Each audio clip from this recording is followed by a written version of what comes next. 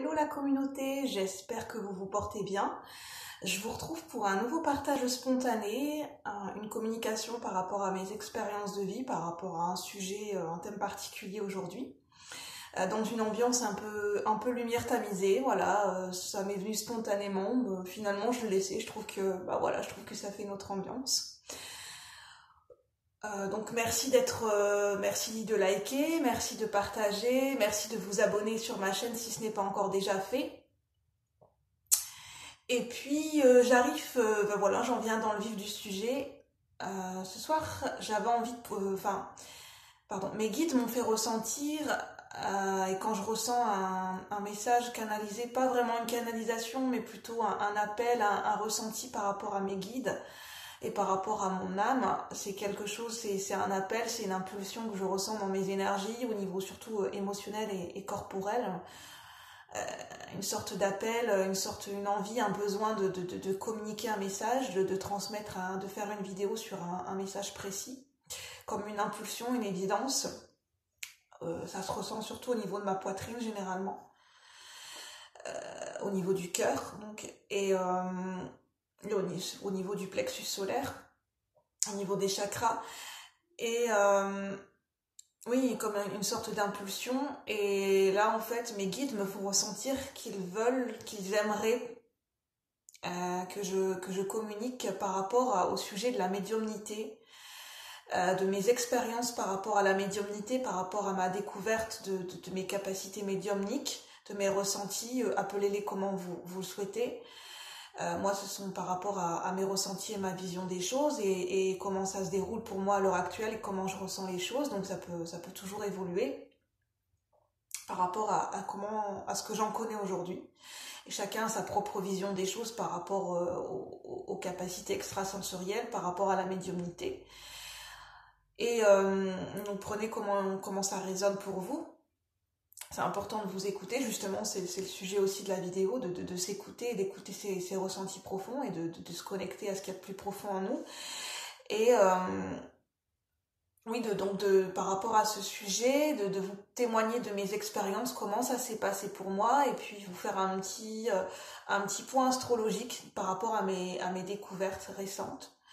Au niveau astrologique, j'ai découvert en fait, et ça me parle par rapport à mon cheminement de vie, et comment ça s'est passé pour moi, mon cheminement et la manière dont j'ai évolué, la manière dont je suis amenée à ouvrir ce nouveau chapitre de ma vie, et comment j'ai évolué intérieurement, comment je me suis transformée, et pourquoi j'en suis passée par là au niveau de mes expériences passées, pour en arriver là aujourd'hui. C'est l'importance, notamment les astrologues qui accordent une grande importance pour étudier un thème natal et un thème astral, pour comprendre la personnalité et le chemin de vie d'une personne. Pour ceux qui sont intéressés à découvrir l'astrologie, pour ceux qui ont envie voilà, c'est important, ça nous apporte des clés pour évoluer, des pistes de réflexion. Je trouve l'astrologie, de ce que j'en apprends actuellement, parce que c'est quelque chose que j'apprends de plus en plus, l'astrologie. Et moi, en tout cas, ça m'a bien parlé, c'est pour ça que je vous en parle. Ça s'appelle l'importance des nœuds lunaires. Je vais pas rentrer dans les spécificités parce que je suis pas astrologue. Et nous avons le nœud nord et le nœud sud. En fait, le nœud sud, ça correspond, et on peut calculer notre nœud nord et notre nœud sud par rapport, on peut le calculer, le trouver sur internet par rapport à notre date de naissance, en tapant calculer notre nœud nord et nœud sud et en mettant notre date de naissance. Comme ça, vous allez pouvoir avoir votre nœud nord et votre nœud sud. À savoir que le nœud nord va correspondre à un signe astrologique bien précis du zodiaque, et le nœud sud sera le signe opposé par rapport au niveau de ce signe astrologique du nœud nord. Ce sera à l'opposé au niveau du zodiaque. Le nœud nord, en fait, on considère en astrologie que c'est un petit peu comme notre cheminement de vie, notre point de focus pour évoluer dans cette incarnation, dans cette vie terrestre, si vous croyez aux vies antérieures, du moins dans cette vie-là, dans notre incarnation terrestre, dans notre vie.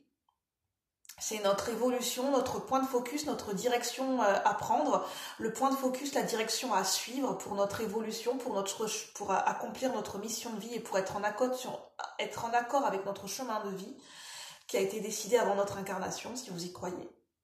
Je respecte, prenez selon vos croyances, c'est important. Et donc en fait c'est la direction à suivre pour évoluer vers notre mission de vie. Et le dessus en fait c'est tout ce qui se rapporte à notre passé, à l'héritage de nos vies passées, à l'héritage de ce qu'on a acquis aussi dans nos expériences passées, que ce soit aussi au niveau karmique. Donc le karma c'est tout ce qui est enfin, de cause à effet en fait, qu'une cause amène une conséquence, et que donc un peu comme le film Effet Papillon, si vous voulez un peu mieux comprendre, vous pouvez aller voir le film Effet Papillon avec Ashton Kutcher, et pour le lien de cause à conséquence et de cause à effet en fait. Et au niveau ça peut aussi être l'héritage passé, ça peut être aussi au niveau de nos croyances, de nos blessures, ça peut être toutes sortes de choses, hein. Ça peut être au niveau de schémas répétitifs, de tout ce qui est, de tous nos acquis passés, de tout ce qu'on a acquis dans le passé. Ça peut être aussi les leçons qu'on a acquis dans le passé. Et le nœud nord, c'est plus, voilà, on nous dit de plus nous diriger, de se servir de l'enseignement de notre vie passée, de notre nœud sud, de notre héritage passé, d'en tirer la sagesse et les leçons, pour après aller vers le focus de notre nœud nord. La direction à suivre, le nœud nord. En sachant que moi, mon nœud nord, c'est le signe du poisson, et mon nœud sud, c'est le signe de la Vierge.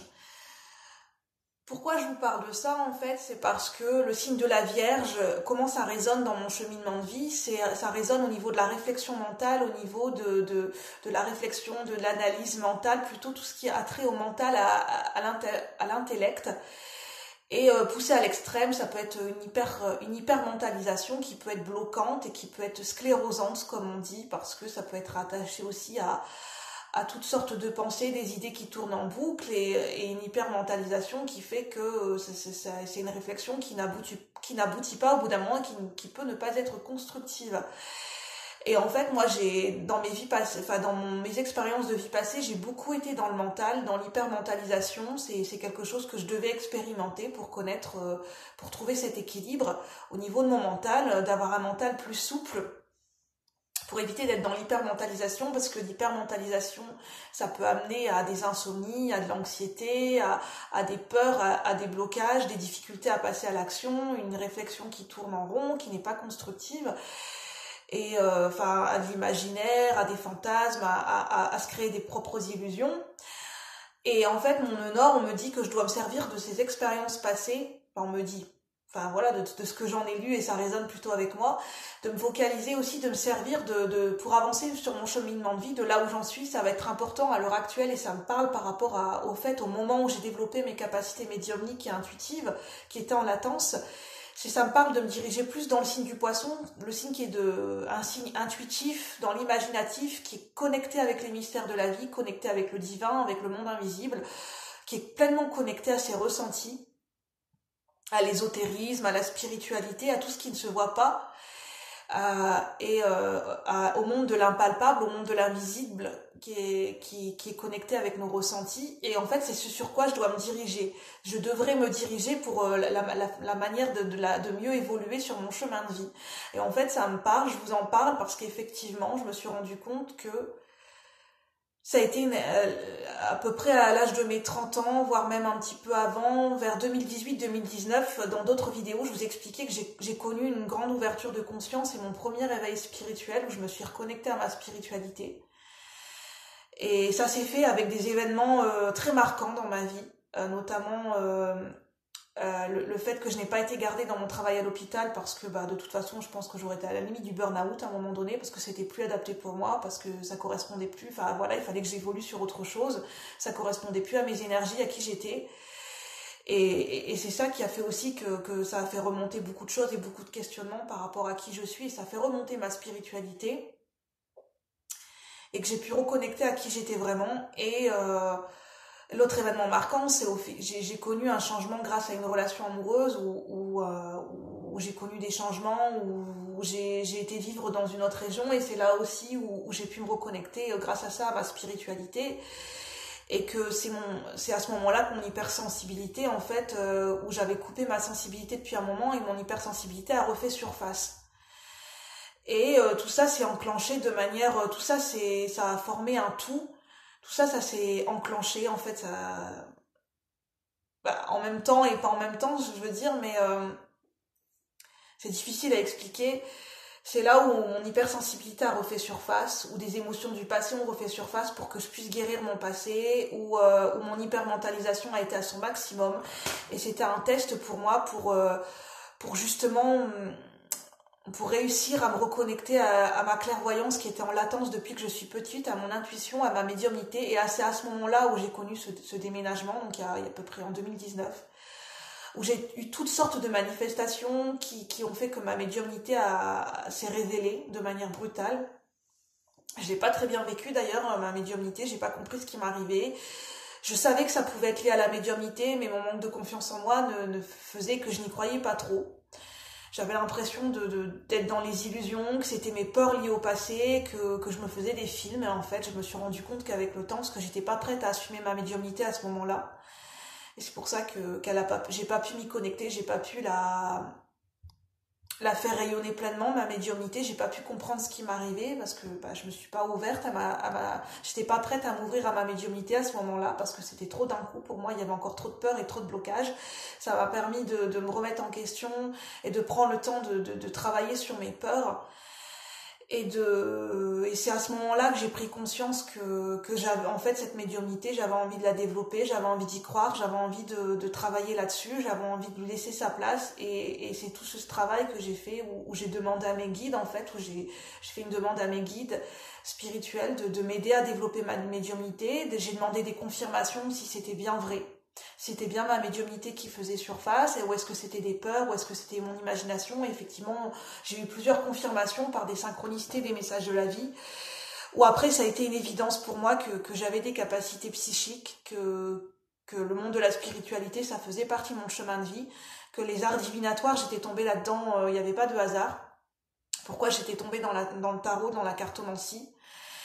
Et c'est pour vous dire que quand on a des passions qui naissent comme ça d'un coup, on s'intéresse sur certains sujets, où on a des événements qui nous ramènent tout à un même sujet, et on se dit mais je suis en train de devenir folle, c'est pas possible, ça me correspond pas, ça correspond pas à la personne que j'étais avant, ça paraît trop fou quoi, on n'y croit pas, on se dit non, ça peut pas être vrai, ça peut pas être pour moi.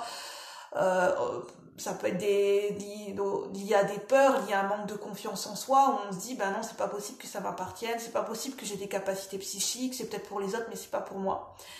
Moi je me disais non, c'est pas possible que je puisse avoir des capacités médiumniques, je me fais des idées, c'est trop beau pour être vrai, je suis en train d'affabuler, et c'est mon manque de confiance en moi et le fait que j'ai du mal à prendre ma place, que ça puisse m'arriver, que j'avais ce sentiment de me sentir illégitime. Et le syndrome de l'imposteur, généralement, quand on a des capacités psychiques qui refont surface et on a ce syndrome de l'imposteur, on se dit non mais c'est pas pour moi, je me fais des idées, et le mental il tourne à plein régime. Et ce qui est intéressant dans le cheminement des capacités psychiques et de la médiumnité, donc la médiumnité c'est d'être un canal et de canaliser des messages qui viennent d'autres sources, que ce soit par de la clairaudience, d'entendre des messages auditifs, d'entendre des voix, ça peut se manifester comme ça peut se manifester au début par des sensations de bourdonnement et des acouphènes, quand la médiumnité se met en place. Et c'est vrai qu'en y repensant, j'ai eu des périodes où j'ai eu énormément d'acouphènes. Pendant des mois et même voire peut-être 2 ans, j'ai eu des acouphènes et je me demandais ce qui se passait. J'avais mon audition qui était en train de changer, qu'elle était en train de se moduler. Des fois j'entendais plus, des fois j'entendais plus du tout. Et en fait, bizarrement, au moment où j'ai commencé à réveiller mes capacités psychiques et à m'ouvrir, à accepter ma médiumnité, c'est là où les choses se sont apaisées, où j'ai plus d'acouphènes. C'est maintenant que je vous en parle parce que ça me revient. C'est vrai qu'au moment où j'ai accepté de ma médiumnité, les acouphènes ont commencé à disparaître. J'en ai de moins en moins des acouphènes. Et mon audition, elle commence à se réguler un petit peu, même si j'ai quand même des problèmes auditifs. Mais ça, c'est d'ordre physique. J'ai eu aussi des rêves qui ont commencé à devenir de plus en plus intenses, où j'ai commencé à faire des rêves lucides, des rêves éveillés. J'ai commencé à avoir de temps en temps des flashs. Ça s'est passé aussi pendant cette période de déménagement. Je me suis rendu compte que j'avais la capacité de ressentir les lieux aussi, que mes ressentis au niveau des énergies et des lieux et de ressentir les gens étaient de plus en plus fortes. C'est pour ça que j'ai eu un moment où je me suis sentie très mal. J'ai eu beaucoup d'anxiété, beaucoup d'insomnie, beaucoup de mal-être, beaucoup de fatigue psychologique. J'avais vraiment... Quand on connaît un éveil spirituel et quand on a ses facultés psychiques qui sont en train de renaître, on a l'impression vraiment de devenir fou, on a l'impression d'être malade, on a un mal-être psychologique, on a de l'anxiété, on peut avoir toutes sortes de symptômes, on a l'impression d'être en dépression, on a l'impression on a l'impression qu'on va pas bien du tout, on peut vraiment le vivre comme un mal-être profond. C'est quand on n'est pas prêt à vivre sa médiumnité, quand il y a des peurs qui sont trop profondes, trop ancrées, qui peuvent venir aussi de vie antérieure. Moi, en fait, j'avais des peurs qui venaient aussi de vie antérieure. Et en fait, j'ai demandé l'assistance de mes guides et ils m'ont aidé à prendre confiance en mes capacités psychiques, ils m'ont aidé à me protéger énergétiquement, j'apprends petit à petit, à m'ancrer, à me faire confiance et à ne pas avoir peur de ma médiumnité, parce que je pense que j'avais peur de ce que ça allait donner ma médiumnité, de peur de voir des choses effrayantes. En même temps, avec les médias, de comment des films, comment on parle de la médiumnité, ça peut être effrayant parce qu'on a l'impression que, voilà, c'est un monde qui peut paraître effrayant. Et en fait, c'est pas l'exacte réalité de ce qu'on voit dans les films. En fait, on a accès à des facultés psychiques qui sont en accord avec ce qu'on est capable d'accueillir.